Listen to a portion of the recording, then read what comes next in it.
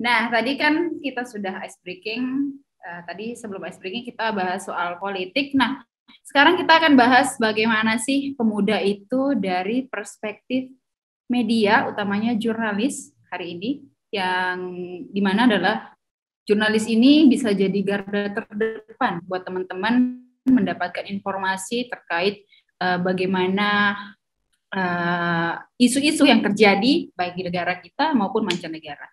Untuk itu kita sudah terhubung dengan narasumber kita, jurnalis dari readtimes.id, Kak Ona Mariani. Boleh mungkin Kak berbagi? Halo Kak Ona. Halo, bagaimana suara saya jelas? Jelas. Baik. Iya, keren ya, seru.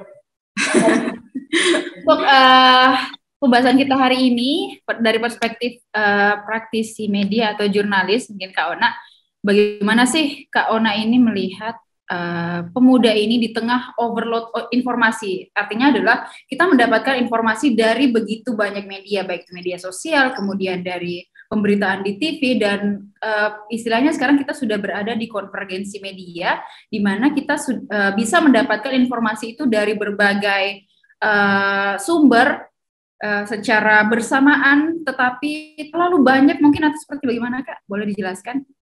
Oke, thank you Devi dan teman-teman, thank you sudah gabung ya. Gitu. Tapi sebelum masuk ke diskusi kita gitu, mungkin ini banyak sebenarnya kita enggak nyangka animonya sebesar ini ya. Kita kira ya mungkin cuma 100-an dan segala macam gitu. Jadi kita enggak prepare Zoom yang terlalu besar gitu. Ternyata teman-teman di luar banyak sekali yang ingin gabung. Ini kalau teman-teman mungkin yang gabung di chat WhatsApp, teman-teman bisa lihat berapa yang sudah gabung, 200-an lebih. Nah, kita ini enggak terima ini tinggal 91 orang, kita enggak mohon maaf, kita mungkin tidak terima teman-teman yang gabung semua karena kapasitas Zoom-nya kita kurang gitu, karena kita tidak tahu animonya bakal sebesar ini gitu. Teman-teman ternyata tertarik dengan diskusi-diskusi seperti ini, jadi mungkin next time ya kita bikin lagi semacam ini dengan topik-topik yang lain lah ya, supaya teman-teman bisa gabung gitu. Kita kebetulan tidak tahu bakal sebesar ini animonya. Nah, mungkin ya nyambung ya untuk Devi tadi soal pemuda di tengah overload informasi ya teman-teman ya. Mungkin dari kacamata media begini sih, kita ini kalau dalam ada satu buku menarik ya, judulnya itu Revolusi Ilmu Komunikasi. Nah, di buku Revolusi Ilmu Komunikasi karya Bang Rahmat M. Arsyad, di situ dia bilang kita ini sudah masuk di dalam fase homo creator. Kalau teman-teman baca Yuval Noah Harari mungkin Homo sapiens ya. Nah, kalau dalam perkembangan ilmu komunikasi kita ini saat ini masuk dalam homo creator, di mana momennya, gitu kan? Momennya kita itu menciptakan. Kita itu momen pencipta sebagai pencipta, gitu ya. Nah, jadi hal ini buktinya apa teman-teman? Buktinya adalah teman-teman hari ini sudah bisa buat media sendiri, gitu ya. Teman-teman hari ini zamannya itu zaman konten.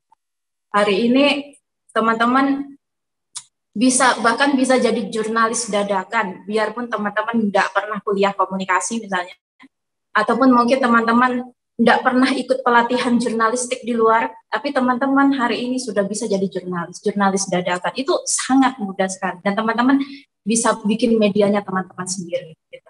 Nah itu yang kemudian dimaksud sebagai homo creator, pencipta gitu ya. Kita hari ini sudah bisa mempunyai momentum untuk kemudian masing-masing itu bisa buat konten sendiri. Gitu. Nah karena setiap orang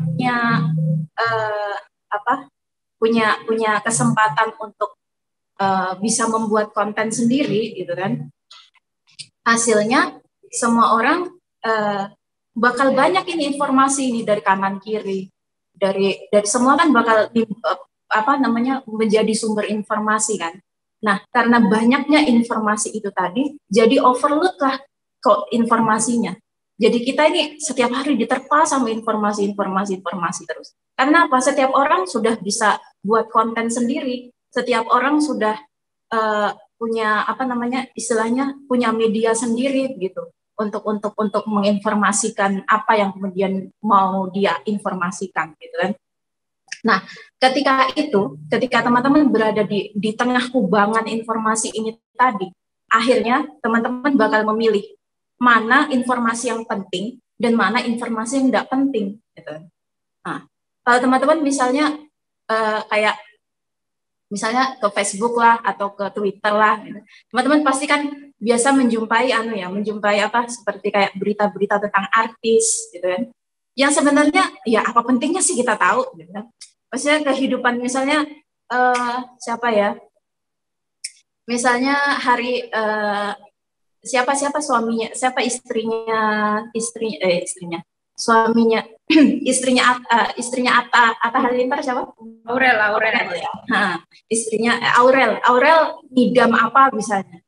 Di hamil yang keberapa bulan dia ngidam apa? Misalnya ngidam mau makan mangga manis lah, mau apa? Itu maksudnya apa pentingnya buat kita tahu? Kah? Nah, maksudnya enggak penting sekali gitu untuk kita tahu. Nah, akhirnya informasi-informasi yang seperti itu ya sudah apa namanya masuk di apa namanya kanal-kanal kita gitu.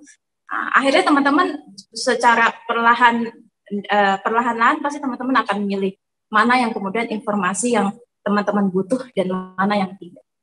Nah, ketika sampai di situ, nah, itulah kemudian perannya media hari ini ya karena banyak media ya.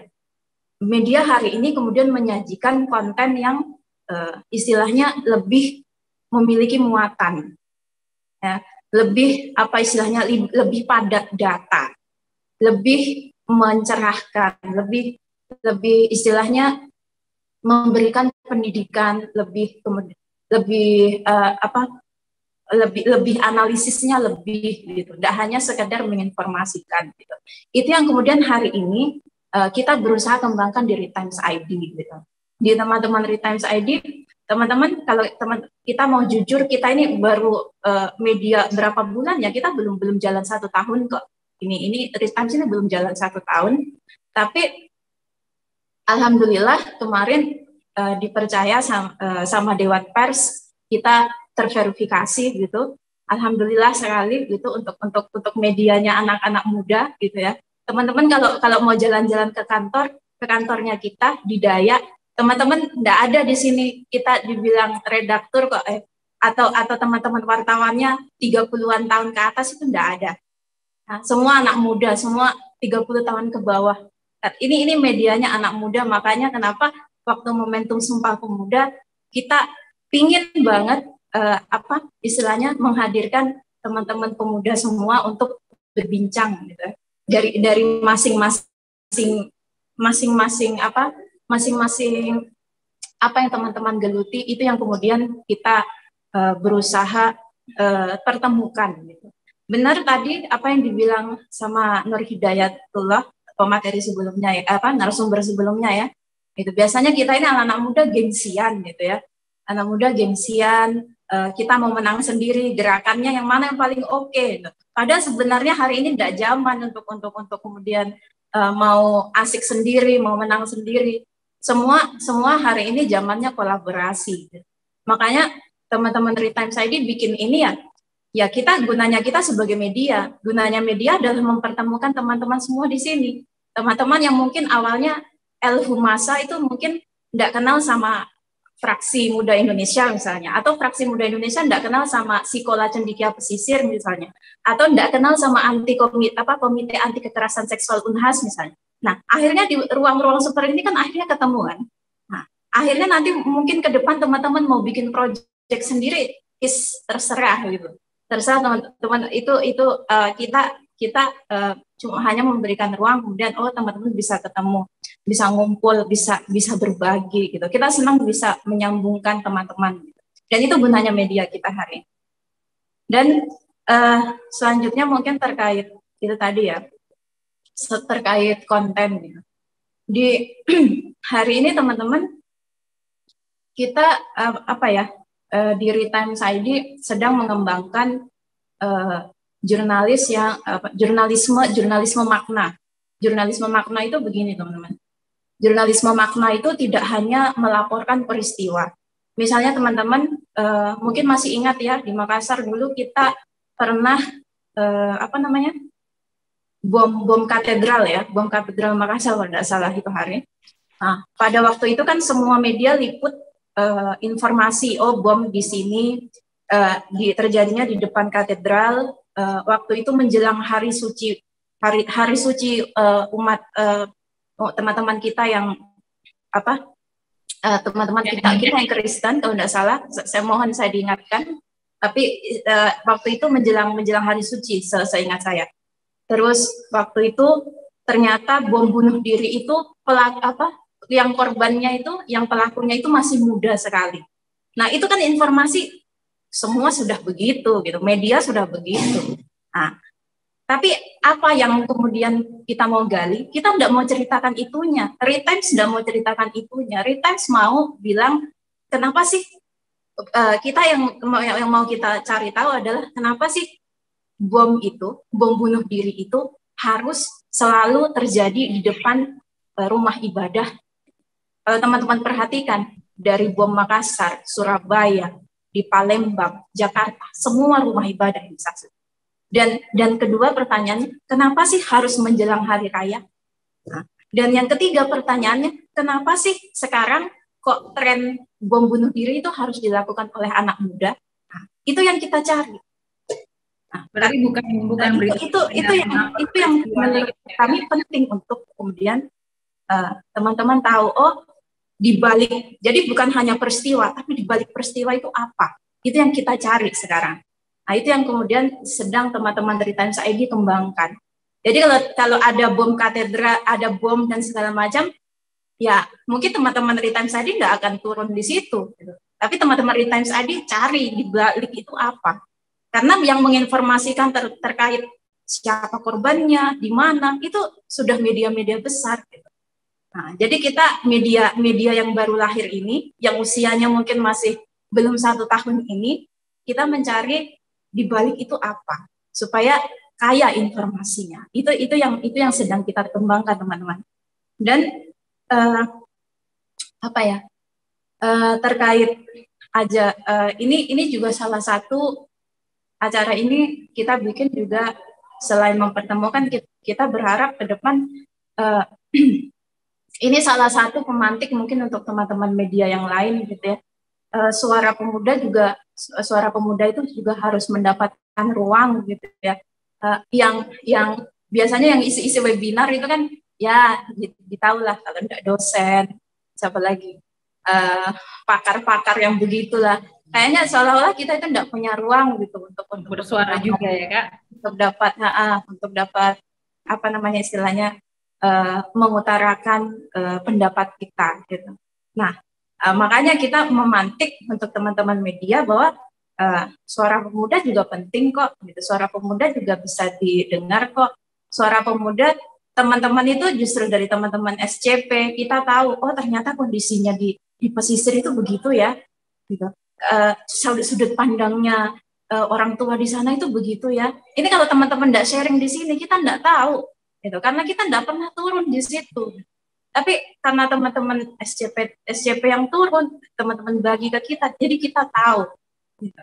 Mungkin teman-teman yang gabung di Zero Waste tadi Kak Ainun sudah, oh ternyata kondisi kita pemahaman tentang lingkungan dan segala macam itu kondisinya seperti itu. Nah, akhirnya kita tahu. Dan itu teman-teman, gerakan-gerakan semacam itu sayang ketika tidak dipublikasikan.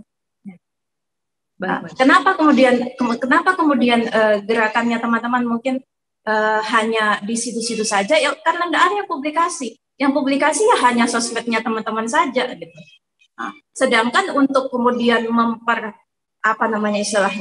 memperluas gerakan itu supaya teman-teman yang lain sadar, kita butuh media. Kita butuh media untuk itu. Gitu. Sekarang teman-teman media, oke, teman kita punya Oke, teman-teman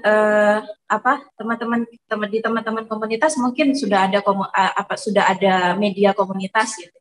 Nah, tapi untuk media komunitas saja enggak cukup gitu.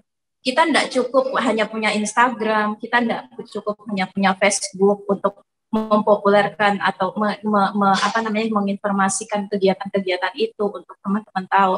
Tapi kita butuh juga teman-teman dari media massa untuk publikasikan itu supaya lebih luas jaringannya.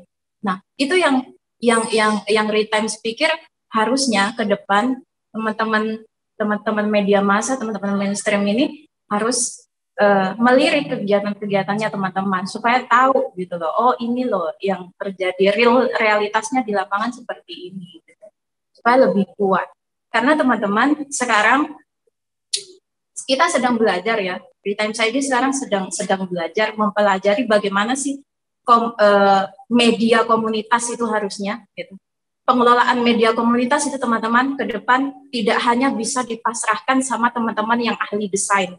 Tidak bisa hanya dipasrahkan sama teman-teman yang ahli desain grafis, ngerti apa namanya istilahnya ya, ngerti bagaimana atur feed Instagram, tidak cukup untuk itu. Teman-teman yang ada di media itu juga harus ngerti wacana sekarang. Nah, itu yang sedang Retimes baca gitu.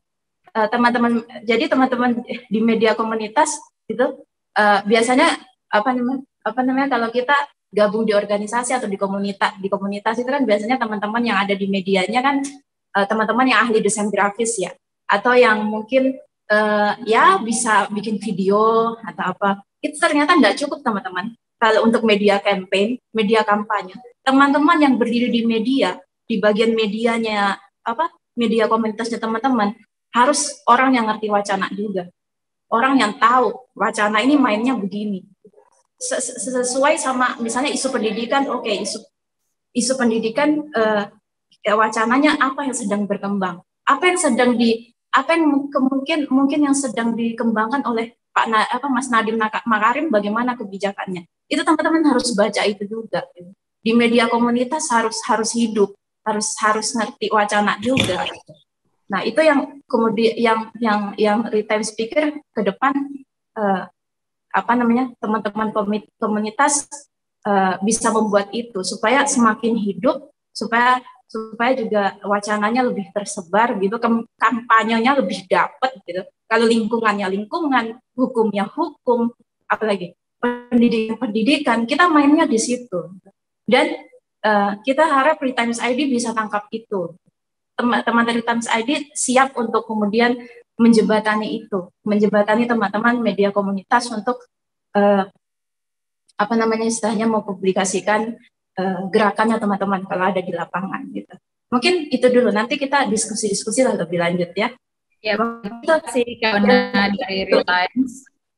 Jadi teman-teman Retimes ini bisa dibilang adalah media yang anak muda banget gitu kan. Dan juga dia tidak hanya sekedar mengcover bagaimana berita itu dari segi peristiwanya saja, tapi mengulik apa sih yang ada di balik peristiwa yang terjadi. Nah, nanti kita boleh tanya-tanya soal jurnalis dan media di sesi pertanyaan bersama Kak Ona. Kita lanjut dulu ke pemateri kita atau pembicara kita selanjutnya ini dari perspektif hukum, utamanya atau khususnya dari pendampingan hukum desa, yaitu Lembaga Elhumasa. Ada Kak Rahmat Anugrah. Halo Kak Rahmat, sudah ya? Halo moderator. Oke, baik Kak Rahmat. Boleh mungkin dari Kak Rahmat ini menjelaskan bagaimana sih pendampingan hukum desa itu sendiri. Ternyata kita meskipun di desa itu ternyata backup-an dari hukum itu sangat perlu, atau seperti apa? Boleh Kak? Baik, terima kasih. Pertama-tama saya berterima kasih nih kepada Retimes. Malam ini saya berasa bernostalgia dengan senior-senior saya, terutama Kak Ona ini kan senior saya di ilmu politik dulu. Jadi sebelum ke Fakultas Hukum, saya transit 2 tahun di Sospol Unhas. Rekan-rekan semua, teman-teman, berbicara tentang Elhumasa adalah organisasi yang kita dirikan sebetulnya 3 tahun yang lalu. Organisasi ini kita dirikan seperti yang dikatakan oleh teman-teman pemateri sebelumnya.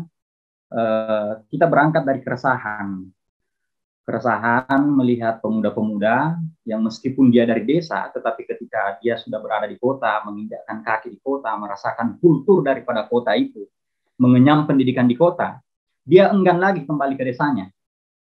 Dia merasa gengsi, dia merasa tidak mau, atau bahkan malu menutupi dirinya kalau dia dari desa. Jadi berangkat dari situ, kita mulai berpikir, wah pemuda ini harus ke desa. Di Indonesia sendiri ada 75.000 desa. Di Sulsel ada 2.953 desa. Dan desa merupakan entitas yang paling tua. Tapi sayangnya pemuda-pemuda ini gengsi dan enggan untuk kembali ke desanya.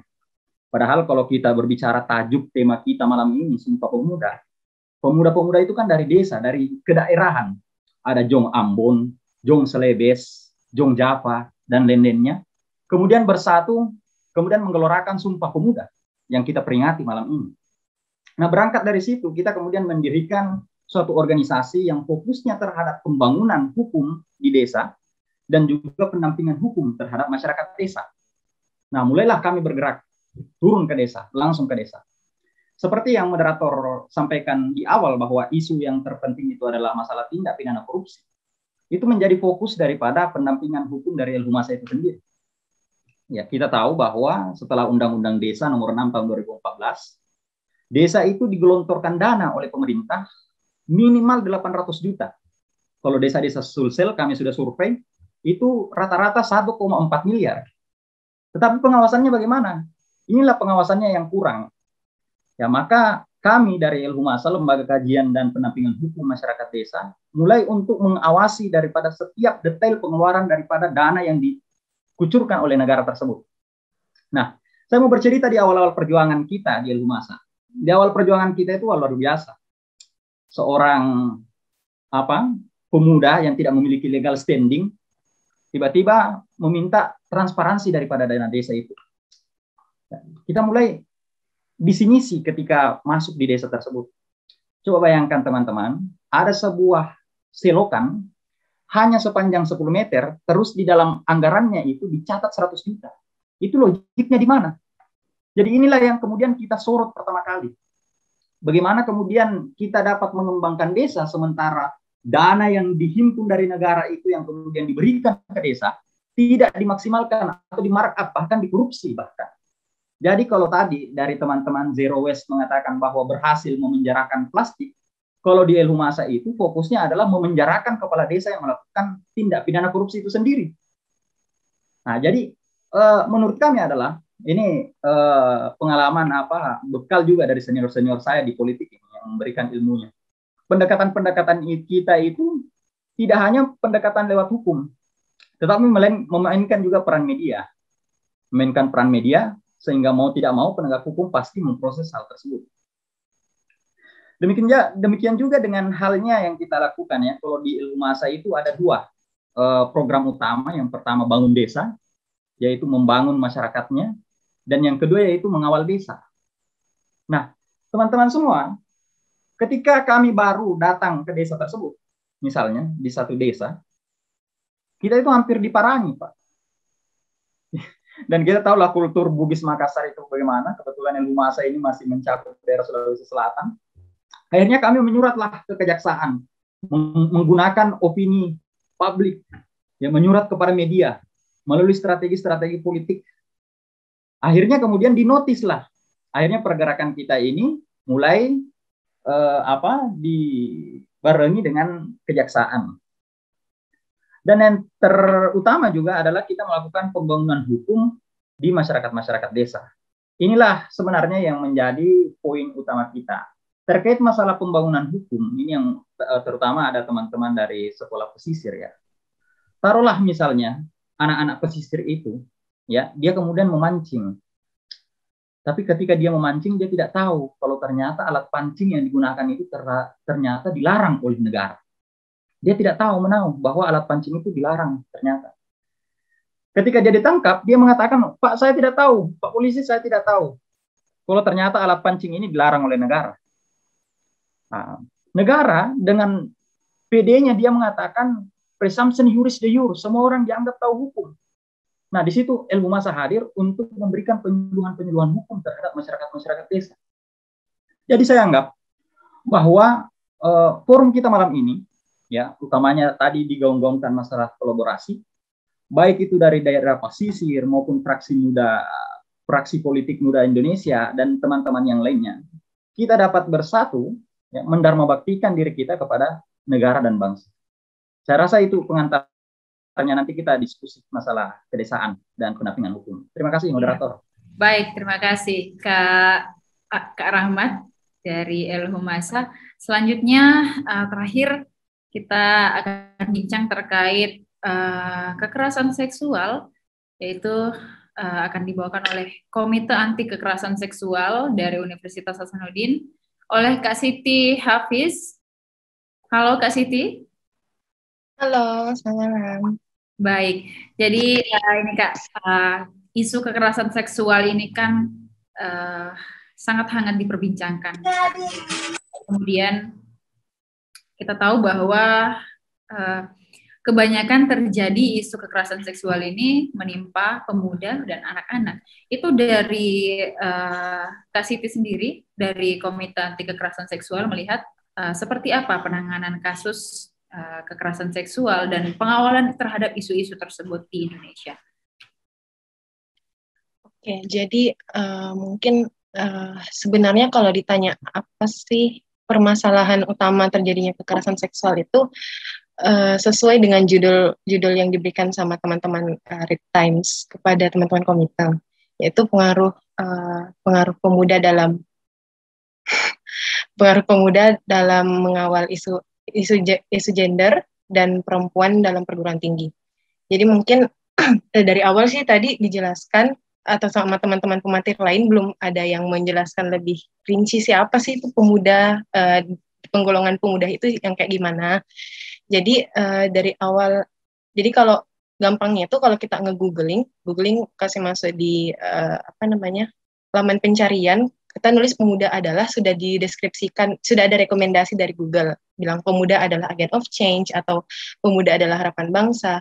Nah, dari rekomendasi Google rekomendasi Google aja itu udah menjelaskan kalau pemuda itu adalah cerminan kondisi masa depan masyarakatnya kita. Jadi menurut aku pribadi, pemuda itu adalah orang yang umurnya sesuai undang-undang ini, undang-undang mengatur pemuda adalah yang berumur 16 hingga 30 tahun. Jadi menurut aku pribadi, pemuda adalah orang-orang yang memegang kunci produktivitas tertinggi pada kehidupan masyarakat. Terus pemuda adalah kelompok mayoritas dalam kehidupan perguruan tinggi. Jadi singkatnya itu, pemuda adalah kelompok mayoritas yang produktif, aktif, dan kreatif dalam kehidupan bermasyarakat, khususnya perguruan tinggi. Nah, kita ngulik satu-satu katanya. Gender sendiri itu apa sih sebenarnya dan kenapa harus kita bahas? Nah, gender itu adalah representasi seseorang. Kalau menurut googling, kalau kita googling, gender itu representasi seseorang dibagi menjadi feminin dan maskulin. Tapi sebenarnya ada juga representasi gender yang di luar feminin dan maskulin atau menganut keduanya, yaitu disebut non-binary atau genderqueer. Nah, jadi masyarakat di seluruh dunia, khususnya itu di Indonesia, mengartikan perbedaan biologis antara pria dan wanita untuk menyusun ekspektasi sosial yang menentukan perilaku mana aja nih yang pantas buat laki-laki dan perempuan. Maksudnya itu kalau satu jenis kelamin tertentu harus selalu dilekatkan ke dalam satu gender tertentu. Contohnya ini laki-laki yang pasti gendernya maskulin, atau perempuan yang pasti gendernya feminin. Nah, jadi penentuan gender dalam jenis kelamin itu menentukan perbedaan dari sisi hak sama akses terhadap kepemilikan, jabatan dalam masyarakat dan kesehatan. Lalu pertanyaan yang muncul, kenapa sih pengawalan isu gender dan perempuan itu penting? Karena dengan adanya gender role terhadap satu jenis kelamin tertentu itu bisa menghambat perkembangan seorang manusia, khususnya perempuan. Nah, pertanyaannya kenapa nih menghambat perkembangan manusia, khususnya perempuan? Karena kayak gini, masyarakat itu lebih membuka lebar kesempatan laki-laki kesempatan laki-laki kepada laki-laki, entah itu mereka seorang maskulin atau feminin. Sedangkan untuk perempuan itu udah kehilangan kesempatan kalau mengembangkan potensinya sebagai seorang yang mungkin contohnya lebih pintar memimpin perusahaan nih dibanding menjaga anak. Nah, gender role tersebutlah yang jadi penutup kesempatan seseorang yang mayoritasnya perempuan dalam pengembangan potensinya. Akibat dari gender role inilah akibat dari gender role yang udah mendarah daging nih di kehidupan masyarakatnya kita dan diajarkan pula kepada anak-anak inilah yang membuat pemuda khususnya itu perempuan artinya pasrah. Menurut pasrah itu kayak gimana sih? Pasrah itu berarti perempuan-perempuan yang sekarang itu ada atau muncul pemikiran seperti ini. Wah, nanti saya bakalan jadi ibu, atau harus pintar jaga anak nih, harus pintar masak, harus pintar make up untuk membahagiakan suami. Nah, sebenarnya nggak apa-apa loh kalau punya pemikiran seperti itu. Tapi yang salah itu apabila manusianya atau kamu itu menutup kesempatan kamu untuk mengembangkan potensimu hanya karena mengikuti gender role yang telah dibuat sama struktur sosial. Nah, terus tujuan apa namanya? Terus kenapa penting nih dibahas di perguruan tinggi? Yaitu agar struktur sosial yang sekarang ini yang katanya udah lebih terbuka dalam bahas gender equality atau kesetaraan gender, terus pemberdayaan perempuan, sebenarnya tuh masih banyak sekali gender bias di dalam kehidupannya kita. Entah itu dalam kehidupan perguruan tinggi sampai kehidupan keluarga. Nah, struktur sosial yang seperti itulah yang diharapkan bisa mengubah para mahasiswa dan pemuda, yang bisa diubah oleh para mahasiswa dan pemuda nantinya. Terus kenapa harus berfokus sama perguruan tinggi nih? Karena karena pemuda dan mahasiswa ini sedang dalam masa quarter life crisis. Aku pribadi merasakan itu, mungkin teman-teman yang lain juga merasakan itu, yang dimana maksudnya quarter life crisis itu merasa nggak punya arah, merasa bingung, merasa khawatir soal bagaimana sih nanti kehidupan kita di masa depan. Nah, yang ditakutkan itu bagaimana seorang pemuda melihat atau mengikuti bagaimana yang pasrah tadi, mengikuti bagaimana struktur sosial memandang gendernya. Jadi kayak contohnya perempuan tidak wajib masuk sekolah tinggi, perempuan yang wajib pintar masak, seperti yang disinggung sama Kak Cume tadi bilang perempuan tidak harus sekolah, yang menikah saja. Pemikiran seperti itu yang ditakutkan kembali atau mendarah daging lagi ke generasi selanjutnya. Terus apa yang jadi permasalahan? Kalau memang permasalahan gender itu dianggap krusial, dianggap penting, terus kenapa sih kenapa tidak diangkat? Kenapa isu gender dan perempuan itu masih dikatakan budaya Eropa? Karena kayak gini, gerakan feminisme, pengangkatan isu gender, empowering woman, yang lagi naik-naiknya child free atau keputusan tidak ingin memiliki anak itu adalah masih hal yang tabu atau masih dianggap jalur kiri di Indonesia. Nah, tapi sebenarnya sudah jadi hal yang biasa atau bahkan bisa jadi bagian dari kehidupan orang-orang di Eropa. Jadi maksudnya orang-orang di Eropa sudah pemikirannya lebih terbuka lah kalau dibandingkan Indonesia. Kenapa? Karena budaya yang dianut sama masyarakat Indonesia itu, masyarakat Asia kebanyakan Indonesia adalah budaya patriarki. Kalau ditanya apa budaya patriarki itu, di mana perempuan itu dikatakan sebagai kelompok inferior dan laki-laki kelompok superior. Maksudnya perempuan sebagai kelompok yang mengikuti, dengan laki-laki adalah kelompok yang memimpin.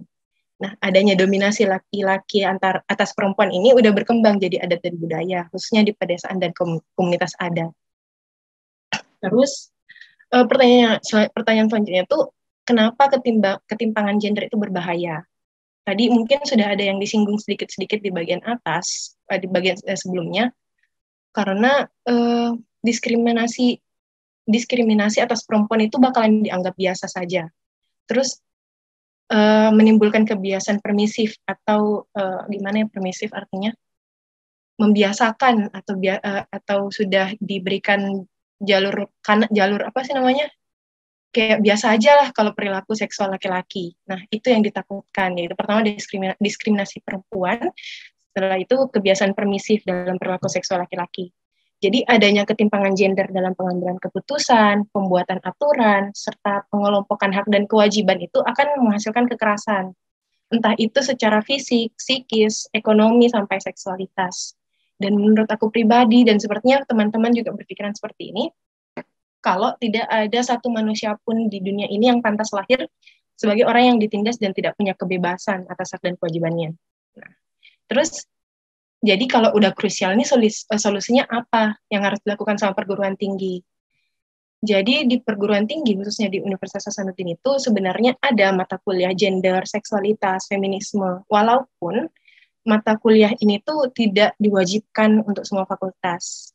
Biasanya hanya untuk fakultas sosial, ekonomi, dan politik.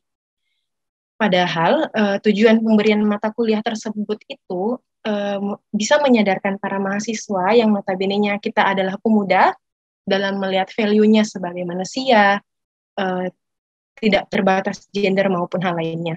Jadi dalam pemberian kesempatan atau memberi kesempatan itu betul-betul hanya dinilai dari skill dan kemampuannya si manusianya, bukan dinilai dari gender dan lainnya.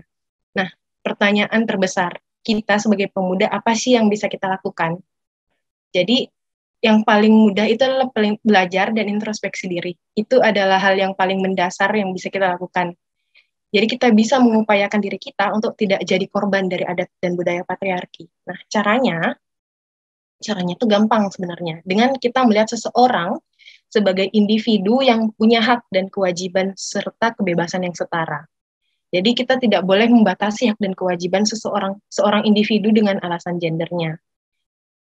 Selain itu, kita bisa melihat perempuan sebagai seorang yang dapat memimpin, dapat memiliki kuasa atas dirinya dan pengaruh atas sekitarnya.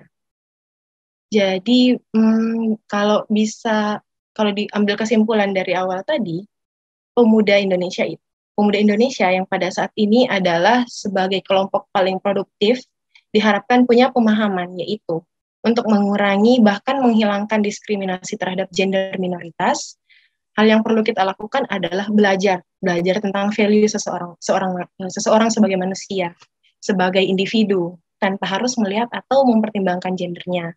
Sehingga diskriminasi gender, kekerasan terhadap pacar, kekerasan terhadap istri, kekerasan berbasis gender online, catcalling, prostitusi ilegal, grooming, dan kekerasan lainnya itu bisa dikurangi, bahkan dihilangkan dari dunia perguruan tinggi, serta aspek kehidupan lainnya. Nah, mungkin itu aja dulu yang bisa saya jelaskan. Nanti kita diskusi ditanya jawab.